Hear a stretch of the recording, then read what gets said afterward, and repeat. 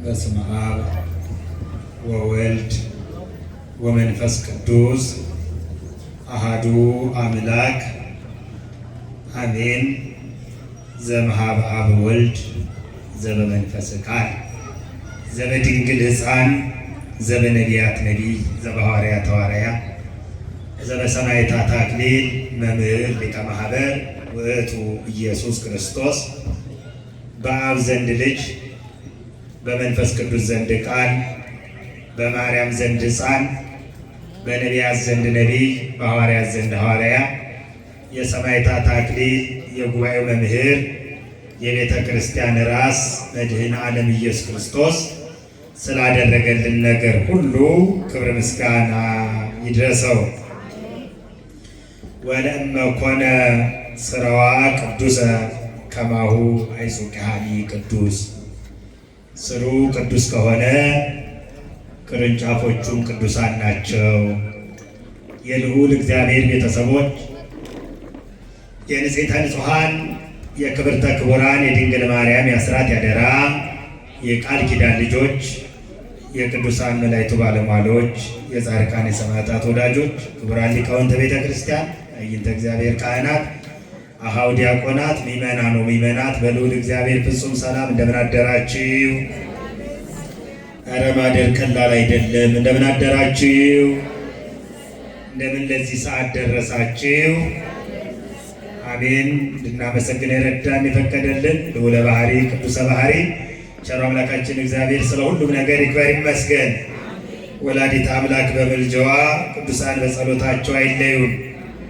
እንደ እግዚአብሔር መልካም ፈቃድ በሚኖረን ጊዜና ሰዓት የምንነጋገርበት የትምህርታችን ርዕስ የሚሆነን በዚህ በቅዱስ ጳውሎስ መልእክት ለሮሜ ምዕመናን በጻፈው ምዕራፍ 11 ቁጥር 16 ላይ ያለውን መነሻ አድርገን እንማማራለን። አምላካችን እግዚአብሔር ምስጢሩን ጥበቡን ይግለጽልን። ወለእመ ኮነ ሥራዋ ቅዱስ ከማሁ አይጹቅሃኒ ቅዱስ። ስሩ ቅዱስ ከሆነ ቅርንጫፎቹም ቅዱሳን ናቸው በሚል ቃል ነው የምንማማረው። ቃሉን ከኔ ቀጥላችሁ ትላላችሁ። ስሩ በሉስ። ቅዱስ ከሆነ ቅርንጫፎቹም ቅዱሳን ናቸው። ቃሉን ድገሙት።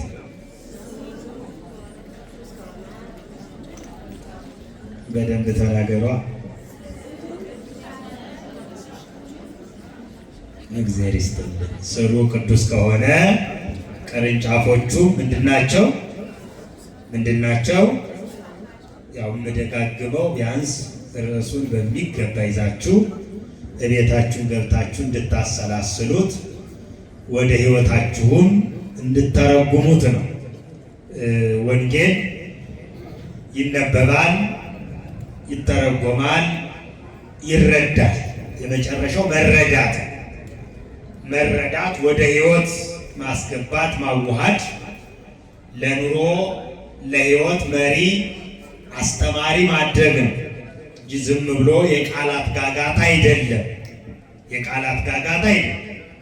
ለሕይወት ስንቅ ቢሆን ራስን ማስተካከያ፣ ራስን ማያ ቅዱስ ባስልዮስ ዘቂሳርያ እንደገለጸው ቅዱሳት መጻሕፍት ራሳችንን የምናይባቸው መነጽር ናቸው ይላል። አጉሊ መነጽሮች ናቸው፣ ማንነታችንን አጉልተው የሚያዩ። አንድም ይልና ቅዱስ ባስልዮስ ቅዱሳት መጻሕፍት እግዚአብሔር ሐሳቡንና ፈቃዱን ለእኛ የሚነግርባቸው ከእግዚአብሔር የተላኩ የፍቅር ደብዳቤዎች ናቸው ይላል። ከማን የተላኩ? አዎ እኛን ለእኛ ሐሳቡን ፈቃዱን ምን እንደሚወድ ምን እንደሚጠላ ምን እንደሚፈቅድ ምን እንደማይፈቅድ እኛ ምን መሆን እንዳለብን ምን መሆን እንደሌለብን እግዚአብሔር ሐሳቡን የሚነግረን በመጽሐፍት በኩል ነው። በምን በኩል ነው? ለዚህ ነው መዝሙረኛው ዳዊትም እግዚአብሔር ይነግሮሙ ለሕዝብ በመጻሕፍት፣ እግዚአብሔር ለሕዝቡ በመጽሐፍ ይነግራቸዋል ይላል። በምን ይነግራቸዋል? በመጽሐፍ ሐሳቡን ይነግረናል። ምን ደስ እንደሚያሰኘው እግዚአብሔር የሚነግረን በመጻሕፍት በኩል ነው። በመጻሕፍት በኩል ነው። እንደውም ቅዱስ ዮሐንስ አፈወርቅ እንዲህ ይላል፣ መጀመሪያ እግዚአብሔር ለሰው ልጅ መጻሕፍትን አልነበረም የሰጠው። መጀመሪያ እግዚአብሔር ለሰው ልጅ የሰጠው አእምሮ ጠባይን ነው። አእምሮ ጠባይ ማለት ያላደፈ ያልቆሸሸ እግዚአብሔርን የሚፈልግ ይህ ንጹሐ ባህሪ የምንለው ህሊና ነበረ። ይህ ህሊና በበደል ምክንያት ሲቆሽሽ እኛ መራቅ ጀመር። የመጀመሪያ ከእግዚአብሔር ጋር የምንገናኘው ንጹሕ በሆነ ህሊና ነው። በመጻሕፍት አልነበረ። ቅዱሳት መጻሕፍት ተጽፈው ተነበው ተተርጉመው መምህራን ተልከው አልነበረ። ይህ አልነበረ። ህሊናችን ነበረ በቀጥታ ከእግዚአብሔር ጋር የሚገናኘው እና ስንርቅ መጻሕፍት ተሰጡ። ሲያብራራ ምን ይላል ሊቁ? ቅርብ ላለ ወዳጅ ደብዳቤ አይጻፍም ይላል። ምን ላለ ወዳጅ? ቅርብ ላለ ወዳጅ ደብዳቤ ይጻፋል? አጠገባችሁ ላለ ዘመድ ትጽፋላችሁ? ለእህታችሁ ለወንድማችሁ አጠገባችሁ ተቀምጦ ትጽፋላችሁ? አይጻፍም ማለት ራቅ ላለ ወዳጅ ነው። ስለዚህ እኛ ከእግዚአብሔር ስንርቅ እንደው ጤንነታችን ደህንነታችንን ለማረጋገጫ ለመጠበቂያ መጽሐፍ ተጻፉ ይላል። እውነት እኮ የመራቃችን ምልክት ነው። አያችሁ አሁን ባለንበት ቦታ ደህና ነህን? አያችሁ መጽሐፍ የተጻፈ እንዴት ነው? በሃይማኖት ቆመሻል፣ በሕጉ በፈቃዱ ተመላልሰሻል፣ እንደ እግዚአብሔር ፈቃድ እየኖርክ ነው እየኖርሽ ነው? ያ መጠየቂያ ነው። አያችሁ መጠየቂያ ነው። ስለዚህ ይህ የከበረ ደብዳቤ ነው። ታላቁ አባት እንጦንስ በበረሃ በነበረበት ጊዜ በወቅቱ የነበረው ራት ንጉሥ ቆስጠንጢኖስ ለእንጦንስ ደብዳቤ ይጽፍለታል። መኳንንቶቹ አሽከሮቹ ወስደው ለእንጦንስ ሰጡት፣ ለቅዱሱ አባት ያን ደብዳቤ። ያንን የታሸገ ደብዳቤ አስቀምጦ ቅዱሳት መጻሕፍትን ማንበቡን ቀጠለ እና ካሁን ከፍቶ ይመለከተዋል ሲሉ አይመለከተውም ደብዳቤው። መጨረሻ ላይ አባታችን ይሄ ደብዳቤ እኮ የመጣው ከንጉሱ ከታላቁ ንጉስ ከመፍቀሪ ሃይማኖት ከቆስጠንጢኖስ ነው፣ አንበው እንጂ አሉት። እኔ ከሰማይ የተላከ ደብዳቤ ከሰማያዊ ንጉስ የተላከ ደብዳቤ እያነበብኩ ስለሆነ የምድራዊ ንጉስ ደብዳቤ የማነብበት ጊዜ የለኝም ማለት። እውነት ለመናገር አሁን የሚነገር የሰማያዊ ንጉስ ደብዳቤ ነው።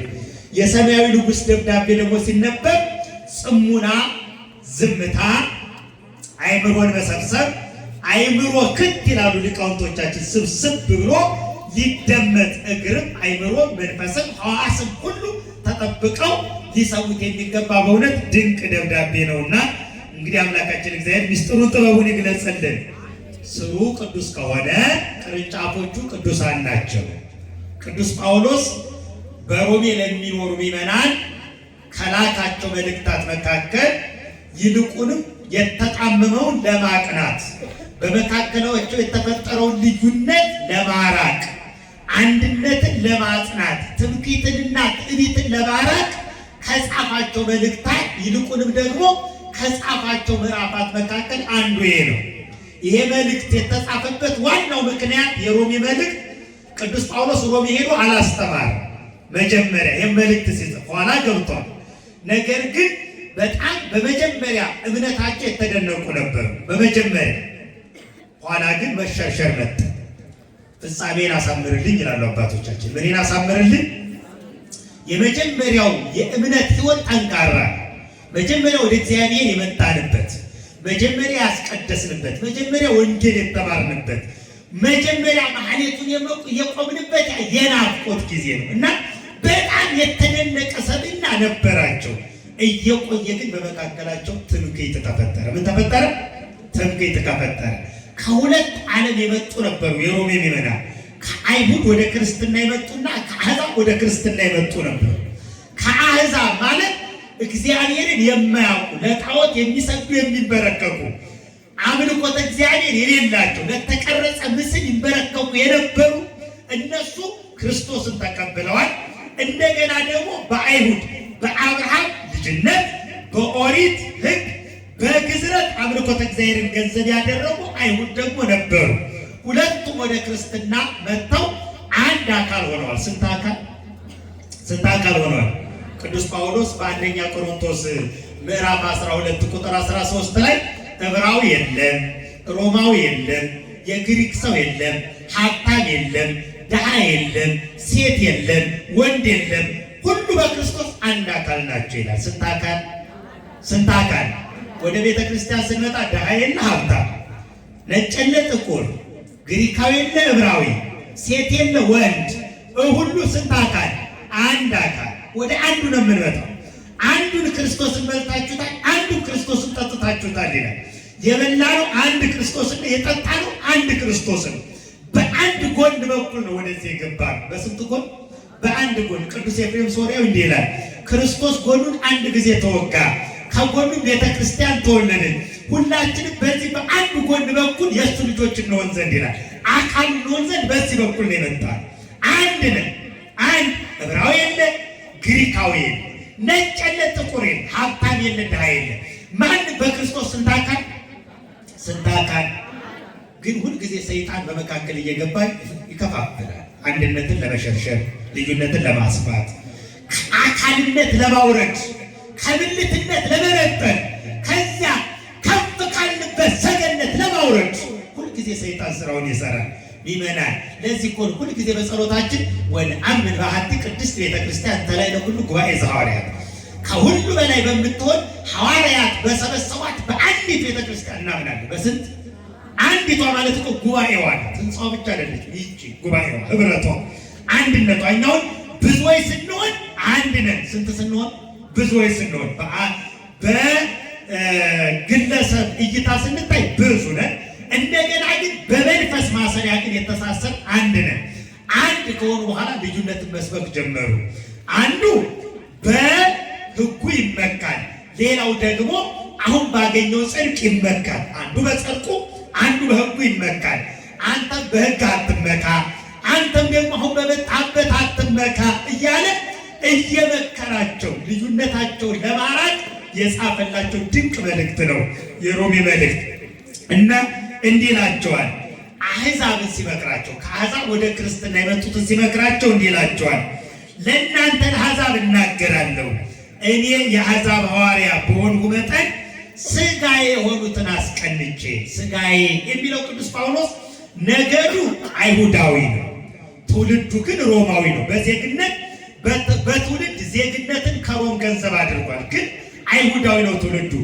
በሥጋዬ አለ፣ እንደ ሥጋ ዘመድ ከሆነ ምናልባት ከነርሱ አንዳንዱን አድን እንደሆነ። እንግዲህ አይሁድ ክርስቶስን ገርፈው ገፈው ሰቅለው የገደሉ፣ ከሞት ድል አድርጎ ሲነሳ እንኳ ትንሣኤውን ሐሰት ለማድረግ ደቀ መዛሙርቱ ሰረቁት ብለው የሐሰት ትርክት የሚተርኩ፣ ይልቁንም ከነሱ ነገር ወርዶ ተወልዶ ተገርፎ ተሰቅሎ አድኗቸው እያለ ገና ነው ዘመኑ አልደረሰም ብለው ከ10 አርዕስተ አበው 200 ዓመት ቀንሰው ክርስቶስ ወደዚህ ዓለም የሚመጣበት 2000 ዘመን ይቀራል ብለው ትርክት የፈጠሩ ናቸው። በጣም ያሳዝናል። 2000 ዓመት ገና ይቀራል። ክርስቶስ በተወለደበት ጊዜ ነው። ለዚህ ነው ሚሊኒየሙ ሲከበር በዓለም ብዙ አይነት ቀውሶች ነበሩ። በይበልጥ ክርስቶስ ይመጣል፣ በፕሮቴስታንቱ ዓለም በቃ ክርስቶስ ይመጣል ዓለም ታልፋለች ተብሎ ንብረታቸውን ሁሉ ሸጠው ክርስቶስን ሲጠብቁ የነበሩ እንዳሉ በታሪክ እናነባለን እናያለን። እና ብዙ ምስቅልቅል የመጣው ከዚያ አንጻር ነው። ከ10 አርዕስተ አበው ከአዳም ጀምሮ እስከ ኖህ ድረስ ካሉት 200 ዓመት ቀነሱ። ስንት ዓመት ቀነሱ? ዘመኑ ሲቆጥሩ ማለት ነው። ስለዚህ 200 ዓመት ሲቀንሱ ስንት ይሆናል?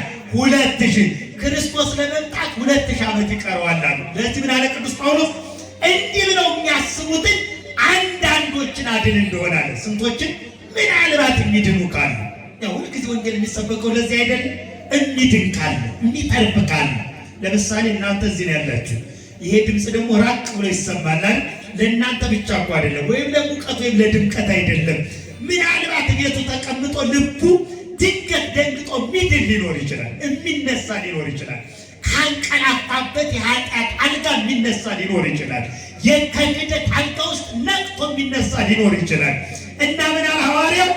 አገልግሎቴን አከብራለሁ። የማገለግለው አንዳንዶች ምናልባት ይድኑ ከሆነ ከገረፉት፣ ከገፈፉት፣ ከሰቀሉት መካከል ምናልባት የሚጸጸት ይኖር ከሆነ አያችሁ፣ ለንስሐ የሚበቃ ይኖር ከሆነ።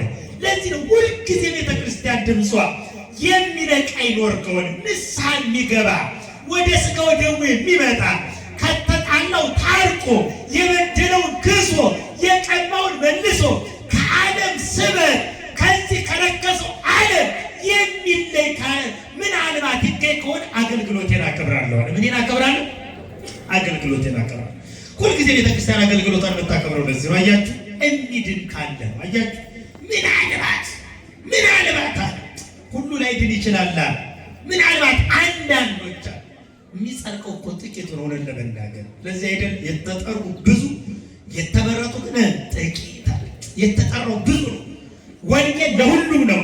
ሁሉ እንዲጸድቅ የጌታ ፈቃዱ ዓለም ይድን ዘንድ ነው ተብሎ ነው የተጻፈው። ማንም ወደ ሲኦል እንዲገባበት እግዚአብሔር አይፈቅድም። ግን አስገድዶ ደግሞ ያጸድቅ። አስገድዶ ያጸድቅ። በፈቃዳችን ወደን ፈቅደን እንድንከተለው ሕጉን ፈቃዱን እንድንፈጽም ነው። ስለዚህ ሁልጊዜ እግዚአብሔር ይጠራል። ሁልጊዜ ምን ይለናል? ይጠራል። አገልግሎቴን አከብራለሁ። ምን አከብራለሁ? አገልግሎቴን አከብራለሁ። የእነሱ መጣን ለዓለም መታረቅ ከሆነ ከሙታን ከሚመጣ ሕይወት በቀር መመለሳቸው ምን ይሆን? በኩራቱ ቅዱስ ከሆነ ቱሆም ቅዱስ ነው። በኩራቱ ያለው ምን ማለት መሰላችሁ? የእነሱ ምንጫቸው በኩራቸው አብርሃም ነው። አብርሃም ቅዱስ ነበረ። እነሱ ከየት መጡ ነው? አያችሁ፣ ከየት መጡ?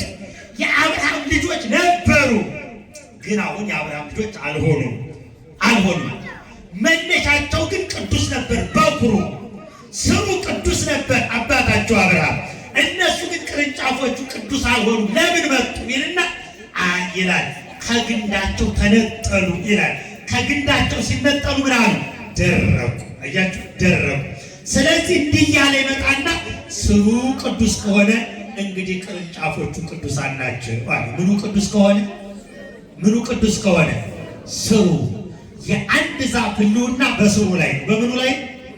በስሩ ላይ ነው። እንደሚታወቅ ከስሩ ነቅሎ ከዛፉ ላይ ፍሬ ይጠበቃል? አይጠበቅም። መጀመሪያ የምንንከባከበው ምኑን ነው? ስሩን ነው አይደል? ስሩን ነው የምንንከባከበው።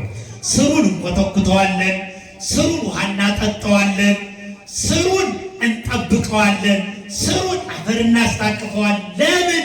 ቅርንጫፉ ምን እንዲሆን? ጠንካራ እንዲሆን፣ ቅርንጫፉን መሸከም እንዲችል፣ ቅርንጫፉ ልምላሜው እንዳይጠወልግ፣ አበባ እንዲሰጥ፣ ፍሬ እንዲሰጥ። ዋናው የአንድ ዛፍ ሕልውና ያለው ምኑ ላይ ነው? ስሩ ላይ። ያለ ስር ቅርንጫፍ የለም፣ ያለ ስር ግንድ የለም፣ ያለ ስር ቅጠል የለም፣ ያለ ስር አበባ የለም፣ ያለ ስር ፍሬ የለም አለ የለም። ስር መሰረታዊ ነገር። የአንድ ዛፍ ሕልውና ስሩ ላይ ነው። ምኑ ላይ ነው? ስሩ ላይ ነው። ቅዱስ ጳውሎስ አሁን በሚገባቸው በሚረዱት እየነገራቸው በሚረዱት አጠገባቸው በሚኖረው እደጃቸው ላይ በተከሉት በአንድ ዛፍ ሕልውና እየነገራቸው በእያንዳንዳችን በር ላይ ባለ እየነገራቸው ስሩ ምን ከሆነ አላቸው? ቅዱስ ከሆነ አላቸው። ስሩ ምን ከሆነ? ቅዱስ ከሆነ ቅርንጫፉ ቅዱሳን ናቸው አለ። ቅርንጫፎቹ ምንድን ናቸው? ቅዱሳን ናቸው። ትምህርታችን እንድንረዳው ስር የተባሉ ምንድን ናቸው የሚለው አጠር እያደረግን እናያለን። ቅርንጫፉ ቅዱስ እንዳይሆን ስሩ ምንድን ነው? የመጀመሪያው ስር የተባለው ሃይማኖት ነው። ስር የተባለው ምንድን ነው? ስር ምንድን ነው? ሃይማኖት። ስር ሃይማኖት። ቅርንጫፍ ምግባር። ቅርንጫፍ ምንድን ነው? ምግባር። ያለ ቅዱስ ሃይማኖት፣ ያለ ንጹህ ሃይማኖት፣ ያለ እውነተኛ ሃይማኖት እውነተኛ ምግባር ሊኖር አይችልም። እንደው እንስራ እንኳ ብንል ያለ ሃይማኖት መልካም ስራ እንኳን እንስራ ብንል ስራው ቅዱስ ሊሆን አይችልም። ምን ሊሆን አይችልም? አሁን ለምሳሌ በዓለም ደረጃ በጣም ደጋግ ሰዎች ሊኖሩ ይችላሉ አይደል? ብዙ የደግነት ስራ ሊሰሩ ይችላሉ። የቅድስና ስራ ግን ሊሆን አይችልም። ቅድስና ሊሆን አይችልም። መልካም ሊሆን ይችላል፣ በጎ ሊሆን ይችላል፣ የተራበ ሊያበሉ ይችላሉ። አንዱ አይደል? በዓለም ታዋቂ ድርጅቶች አሉ አይደል? የሚረዱ ለማያውቁት ለተቸገረው ሁሉ ገንዘባቸውን ሀብታቸውን የሚያፈሱ አሉ። ግን ይሄ በጎ ነገር ወይም ሰብአዊነት ሊሆን ይችላል እንጂ ቅድስና ሊሆን አይችልም። ለምሳሌ አንድ ሰው በጤናው መታወክ ምክንያት ሊጾም ይችላል። ጾሙ ቅድስና ይሰጠዋል? ሐኪም ቤት ሄዳችሁ እንዲህ አትብሉ ልትባሉ ትችላላችሁ። ለምሳሌ ስጋ ነገር እንዳትበሉ ተብሎ የተከለከሉ ይኖራል። እኛው በጾማችን ወቅት የእንስሳት ተዋጽኦ አንበላም ማለት እኛ ለቅድስና ነው የማንበላው። ያ ቢከለከል ቅድስና ይሆናል አይሆንም። ምክንያቱም ሃይማኖታዊ አይደለም። መከልከሉ ምናዊ አይደለም፣ ሃይማኖታዊ አይደለም። እኛ ሃይማኖታዊ ይሄን አትብላ፣ ይሄንን አትጠጣ፣ እንዲህ አታደርግ። ለምሳሌ እኛ በምንኩስና ሕይወት ንጽህናን ቅድስናን ጠብቀን እንኖራለን። ይሄ ለቅድስና። በዓለም ደረጃ ደግሞ አይ ጋብቻ የረከሰ ነው ብለው ደግሞ የሚኖሩ አካላት አሉ። በቀጥታ በቃ ከወንድም ከሴት መደስ አይገባም ብለው የሚኖሩ አሉ። እነዚያው ለቅድስና አይደለም፣ ቅድስና አይደለም። በቃ በእነሱ ዘንድ እንደ ስጋ ፈቃዳቸው እንደ ስጋ ምኞታቸው እየኖሩ ነው። ለቅድስና ግን ሊሆን አይችልም። ምክንያቱም ስር የለውም። ምን የለው? ስር የለው፣ ስር የለው። ስሩ ሃይማኖት። ለዚህ ነው ቅዱስ ይሁዳ በመልእክቱ ቁጥር 20 ላይ ምዕራፍ 1 ስለሆነ ነው ቁጥር 20 ምላችሁ እንዲላል ወአንትሙኒ ህንጹ ርእሰክሙ በሃይማኖት ቅድስት፣ እናንተስ በተቀደሰች ሃይማኖት ራሳችሁን ነጹ ይላል። ምን ባለች ሃይማኖት? ምን ባለች ሃይማኖት? በተቀደሰች። ለይቷታል። ዛሬ መቼም ሃይማኖት ነኝ የሚለው ብዙ ነው አይደል? ሃይማኖተኛ ነኝ የሚለው ብዙ ነው። አንድ በጣም የሚገርመኝ ነገር አለ። ኢትዮጵያ የሃይማኖት ሀገር ናት ይባላል፣ ወይም ደግሞ 90% ሃይማኖተኛ ነው ይባላል። የትኛው ሃይማኖት? ምንድን ነው ያ ዶክትሪን? ምንድን ነው? ምንድን ነው ክደቱ? ሁሉ ሃይማኖት ብለን ተቀብለን፣ ምንፍቅናውን ሁሉ ሃይማኖት ብለን ተቀብለን፣ ጥርጥሩን ሁሉ ሃይማኖት ብለን ተቀብለን አይደለም። ሊሆንም አይችልም። ምክንያቱም ክደቱ የተሰብሰበው ሃይማኖት ሊሆኑ አይችሉም። ምንፍቅናው የተሰብሰበው ሃይማኖት ሊሆኑ አይችሉም። ሃይማኖት እግዚአብሔር ነው። ሃይማኖት ማን ነው? እግዚአብሔር ነው። እግዚአብሔር ነው። ስለዚህ ቅዱስ አለ በተቀደሰች ሃይማኖት፣ የተቀደሰች ናት፣ የተለየች ናት። በዓለም ደረጃ በክርስትናው ዓለም እንኳን ብንመለከት ከ35,000 በላይ የእምነት ተቋማት አሉ። ከ35,000 በላይ። እነዚህ ሁሉ መጽሐፍ ቅዱስ ተሸክመው የተለያዩ ናቸው። የተለያዩ አንዱ በነገረ ክርስቶስ ላይ፣ አንዱ በነገረ ሥላሴ ላይ፣ አንዱ በአካላት ላይ፣ አንዱ በባህሪ ላይ፣ አንዱ በነገረ ቅዱሳን ላይ፣ አንዱ በጥምቀት ላይ፣ አንዱ ተከፋፍሎ እንደ ቅርጫ ሥጋ በወንጌል እንደተነገረው ብዙኃን ይመጹ በስሜ እንዘ ይብሉ አነ ውእቱ ክርስቶስ፣ ብዙዎች በስሜ ይመጣሉ እኔ ክርስቶስ ነኝ ብለው እኔን ተቀበል ትክክለኛው ወንጌል የምሰብከው እኔ ነኝ ብለው ይመጣሉ። ይህ ምን ሰማይ እኮ ነው። በየበሩ እያንኳኩ ይመጣሉ። ቅዱስ ጳውሎስ በሁለተኛ ጢሞቴዎስ ምዕራፍ 3 ላይ ወደ ሰፈር ሾልከው እየገቡ እነሆ ኃጢአት የተከመረባቸውን እየተማሩ እውነትን ማወቅ የማይችሉትን እነሱን ያታልላሉ ይላል። በየመንደሩ ይሾልካሉ። የረከሰ አስተሳሰብ ይዞ፣ የበሸቀጥ አስተሳሰብ ይዞ በየመንደሩ እኔ እውነተኛ ነኝ ብሎ ይመጣል። ከዚህ እንድንርቅ ነው ስሩ ቅዱስ ከሆነ ያለው። ስሩ ምን? ቅዱስ፣ እውነተኛ ሃይማኖት። እርትዕት ተዋህዶ ናት እውነተኛ ሃይማኖት። እንከን ነቅ የሌለባት ቅርንጫፉ ቅዱስ ይሆናል ማለት። ቅርንጫፎቿ ደግሞ የቤተ ክርስቲያኗ ስርዓቶች ናቸው። ጾሙ፣ ጸሎቱ፣ ስግደቱ፣ ምጽዋቱ፣ ማህሌቱ፣ ሳታቱ፣ ቅዳሴው፣ ኪዳኑ የቤተ ክርስቲያኗ ሕይወት ጠቅላላ ቅዱስ የሆነው ስሩ ቅዱስ ስለሆነ ምን ስለሆነ? ቅዱስ ነው። ይህን እኮ የትም አታገኙት። እንዘምር ቢሉ ጭፈራ ይሆንባቸዋል። እውነቴ ነው። እንስበክ ቢሉ ፉከራ ይሆንባቸዋል። የለማ ከቤተ ክርስቲያን ሕይወት ከስሩ የተነቀለ ዛፍ እኮ ነው። ለዚህ ነው ቅዱስ ይሁዳ በመልእክቱ ምዕራፍ 1 ቁጥር 13 ላይ ይላል ከስራቸው የተነቀሉ ዛፎች ናቸው ይላል። ከምናቸው? ከስራቸው የተነቀሉ ዛፎች የደረቁ ናቸው ይላል። ዛፍ ከስሩ ሲነቀል ይደርቃል። ስለዚህ የደረቁ ናቸው፣ ስር የላቸው። ስሩ ቅዱስ ሲሆን ነው የቅድስና ስራ መስራት የሚቻለው። ስሩ ቅዱስ ሲሆን፣ ስሩ ቅዱስ። ለዚህ እኮ ነው ሐረገ ወይን ተበምድ ስራዊሃ ሐረገ ወይን ወበሰማይ አይጹቂያ ሐረገ ወይን ተበስሉስ ትትገመድ ወታፈር ይለና አስካለ በረከት ሐረገ ወይን ሲሳዮሙ ለቅዱሳን ይላል ቅዱስ ያሬድ ነው። ሐረገ ወይን እንተበምድ ስራዊሃ ሐረገ ወይን ሃይማኖት እንተበምድ ስራዊሃ ስሯ በምድር ነው። ሃይማኖትን የምናምነው በዚህ ምድር ነው። የት ነው? እዚህ ምድር። ኋላ ማመን የእምነት ቦታ አይደለም። የእምነት ቦታው ይችላል ከሄዱ በኋላ የፍርድ ቦታ፣ እንደ ስራችን የሚፈረድልን የሚፈረድብን ቦታ የምናምነው ጽድቅ የምንሰራው በጽድቅ የምንመላለስባት ይቻለናል።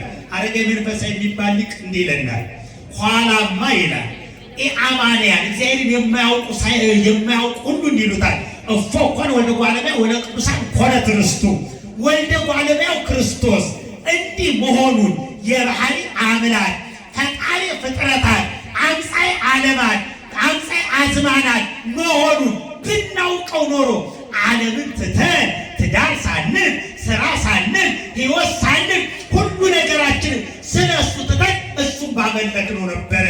ለቅዱሳንም ርስቱን እንዳዘጋጀ ብናውቅ ኖሮ ልክ እንደ ቅዱሳን በቅድስና በኖር ነበር ይሉታል። ግን አይጠቀሙም። አያችሁ፣ ያን የእምነቷ ቦታ ዛሬ ነታ እንተ በምድር ስራው ያ አያችሁ፣ ስሯ በምድር ነው አለ። ስሯ በምድር ነው።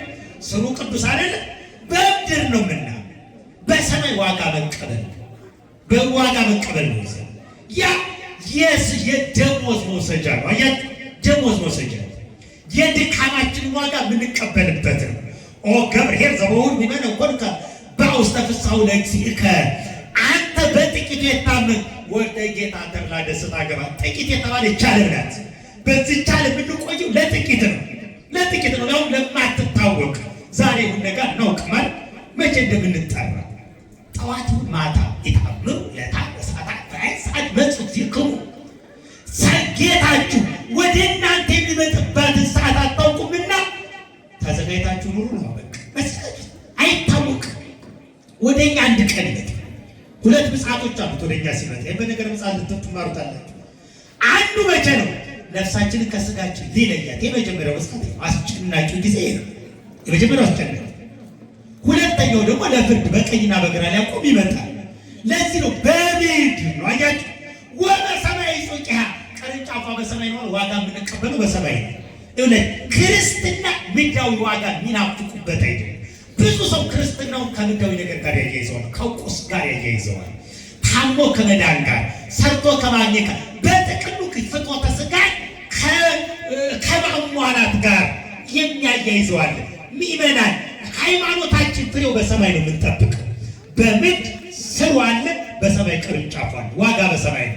አዎ በዚህ ምድር ላይ እግዚአብሔርን ጠይቀነው የልቦናችን መሻት ያሳካልናል። ያ ማለት ግን ያመንነው ለስጋዊ መሳካት አይደለም፣ ለዓለማዊ ፍላጎት አይደለም። በጸጥታ በእርጋታ በድሎት በምቾት ያለ ሐዘን ያለ ጉድለት በሙላት እንድንኖር አይደለም። ያመን አይደለም በሰማይ ዋጋ ለመቀበል ነው። በየት? በሰማይ ወበሰማይ ጹቂሃ ነው። አያችሁ፣ ቅርንጫፏ በሰማይ ነው። ቀጠለና ምናል ሐረግ ወይን ተመስል ውስጥ ትገመዳል። ይቺ ስሯ በምድር ነው ያልኳችሁ ሐረግ ወይን በሶስት የተገመደች ናት አለ። በስንት የተገመደች? በስንት የተገመደች? በሶስት የተገመደች። ሶስት የተለያዩ ገመዶች አንድ የሆኑባት ማለት ነገረ ሥላሴያዊ ናት ማለት ነው። አያችሁ፣ ሚስጥረ ሥላሴ ናት። ወይም ደግሞ የኛ ሃይማኖት ሥላሴያዊት ናት። የተገመደ አንድነት ነው። ሶስት የሚለው ሶስትነት ነው። ስሟ በምድር የሆነላት ይቺ ሃይማኖት በሶስት የተገመደች። ጠቢቡ ሰሎሞን በመጽሐፈ መክብብ ምዕራፍ 4 ቁጥር 12 ላይ በሶስት የተገመደ አይበጠስም ይላል። እስቲ በሉ በሶስት የተገመደ በሉስ አይበጠስም። ሥላሴን ያመነ አይፈረድበትም ማለት እኮ ነው። አያችሁ፣ ሥላሴን ያመነ አይፈረድበትም።